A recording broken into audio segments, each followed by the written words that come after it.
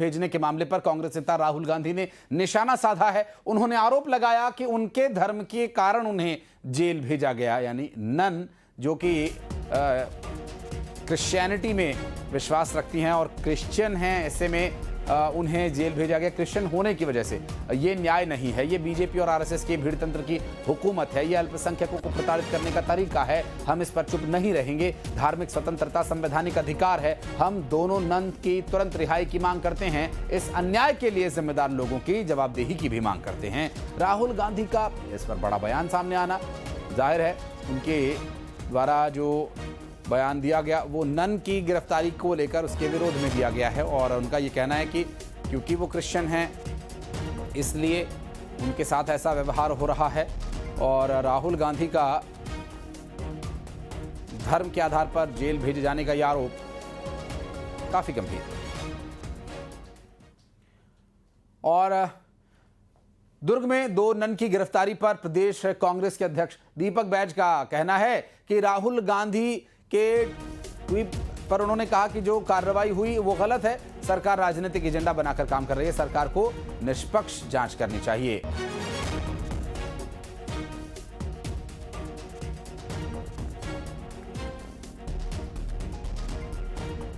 और आपको बता दें कि धर्म के आधार पर कार्रवाई का जो आरोप लगा है उसका क्या आधार है और क्या धर्म के आधार पर गिरफ्तारी हो सकती है, ये भी देखना होगा, क्योंकि संविधान में इस तरह का कोई प्रावधान बाबा साहेब भीमराव अंबेडकर ने नहीं दिया कि यदि कोई हिंदू है तो उसे गिरफ्तार कर लो, यदि कोई मुस्लिम है तो उसे गिरफ्तार कर लो, यदि कोई क्रिश्चियन है तो उसे जेल में डाल दो। इस तरह की कोई भी प्रावधान नहीं दिए गए हैं। तो फिर राहुल गांधी का ये बयान काफ़ी गंभीर आरोप। उनका ये कहना है कि नन उनके धर्म के आधार पर गिरफ्तार की गई हैं। कानून में अपराध के तहत तो गिरफ्तारी हो सकती है, उसका कारण देना होता है कानून को भी गिरफ्तारी से पहले।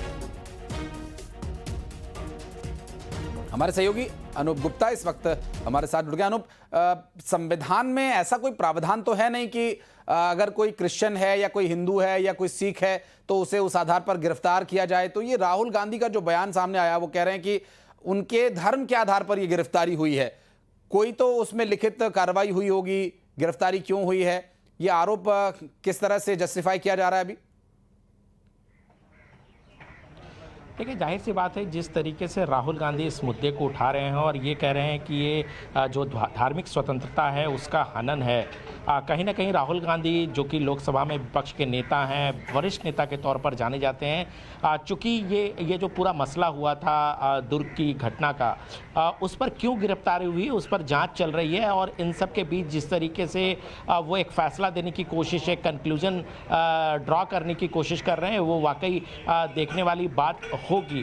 जाहिर सी बात है कि चूंकि छत्तीसगढ़ में बीजेपी की सरकार है, ऐसे में राहुल गांधी सीधे सीधे जो है वो बीजेपी और आरएसएस के इकोसिस्टम पर सीधा निशाना साध रहे हैं। और ये हुआ क्यों, ये आपको बता दूं कि आज मानसून सत्र में जब संसद का सत्र चल रहा था उससे ठीक पहले, उस क्वेश्चन आवर से पहले, केसी वेणुगोपाल जो कि कांग्रेस के वरिष्ठ नेता हैं उनके साथ यूडीएफ के सांसदों ने आज संसद भवन के बाहर इसी मुद्दे पर प्रोटेस्ट दर्ज कराया। और उन्होंने कहा कि ये कहीं ना कहीं जो नन की गिरफ्तारी हुई है वो असंवैधानिक गिरफ्तारी हुई है और उन्हें तत्काल प्रभाव से उसे छोड़ना चाहिए। केसी वेणुगोपाल ने उस प्रोटेस्ट को ट्वीट किया और उसके बाद राहुल गांधी ने उनके ट्वीट को रिट्वीट करके बताया कि ये किस तरीके से वायलेशन हो रहा है, रिलीजियस फ्रीडम का वायलेशन हो रहा है, ये बीजेपी आरएसएस के इकोसिस्टम का एक तरीका है। लेकिन राहुल गांधी को जाहिर सी बात है सब्र करना चाहिए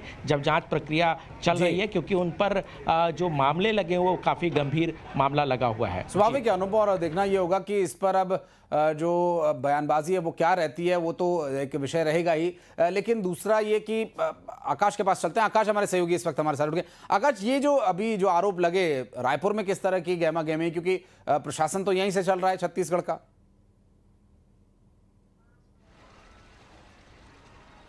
देखिए, दो ननों की गिरफ्तारी को लेकर राहुल गांधी का ट्वीट पर बड़ा बयान आया है, जिसमें उन्होंने अल्पसंख्यकों को दबाने का आरोप लगाया। इसके साथ ही जो है संविधान के अनुरूप न चलने की बात कही गई है। एक तरीके से भाजपा को तानाशाही बताया जा रहा है, लेकिन ये पूरे प्रकरण को समझना पड़ेगा। दरअसल कुछ दिन पूर्व ही दुर्ग रेलवे स्टेशन में 5 युवती समेत एक युवक की गिरफ्तारी हुई, संदिग्ध गिरफ्तारी इसकी हुई थी। पूछताछ में जो मामला सामने आया उसको मानव तस्करी से जोड़कर देखा जा रहा था। हालांकि इसमें जो है पूछताछ चल रही है, जांच चल रही है। इस दौरान दो ननों को जो है न्यायिक हिरासत पर भेज दिया गया है और अभी भी हाल ही में पूछताछ चल रही है। पुलिस जांच में जुटी है। जो 3 युवती पकड़ाई थी वो जो है नारायणपुर की ओरछा गांव की रहने वाली है और इसको इन लोगों को जो है सखी सेंटर में भेजा गया है। ऐसे में मैं लौटता हूं आपके पास। आप रहिएगा हमारे साथ। आकाश, हमारे साथ अमित चिमनानी जो कि बीजेपी के प्रभारी हैं, बहुत स्वागत है अमित भाई आपका। और धनंजय सिंह ठाकुर हमारे साथ जुड़ गए।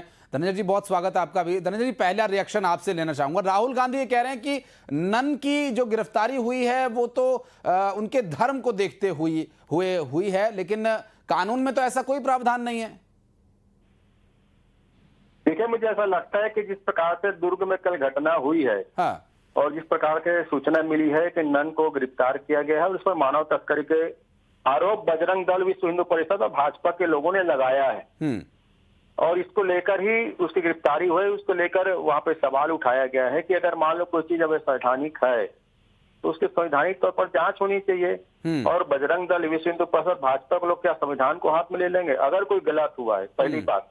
दूसरी बात, जिस प्रकार से आप सब खबरों से जानकारी प्राप्त हुआ है, कुछ जिस नन के ऊपर तो आरोप लगेंगे मानव तस्करी के, तो वो बता रहे हैं कि उनके माता पिता जो लड़कियां के हैं वो शायद उनको सहमति दी है, उनके साथ वो जा रहे थे। तो मामला बहुत संवेदनशील है, इसलिए हमने मामला उठाया कि संवैधानिक तौर पर जांच हो। इस प्रकार से उपद्रव नहीं होना चाहिए, इस प्रकार से संविधान को हाथ में नहीं लेना चाहिए। और बजरंग दल, विश्व हिंदू परिषद और भाजपा के लोग क्या कानून को हाथ में ले लेंगे? अगर कुछ गलत हुआ तो प्रशासन को कार्रवाई करना चाहिए। देखिए, कितने संतुलित तरीके से धनंजय भाई ने बात रखी है, लेकिन इनके सीनियर लीडर कहते हैं कि धर्म के आधार पर गिरफ्तारी हुई है। इस संवेदनशीलता को धनंजय जी ठाकुर समझ रहे हैं, लेकिन इनके सीनियर लीडर नहीं समझ रहे हैं। अमित भाई, क्या कहेंगे?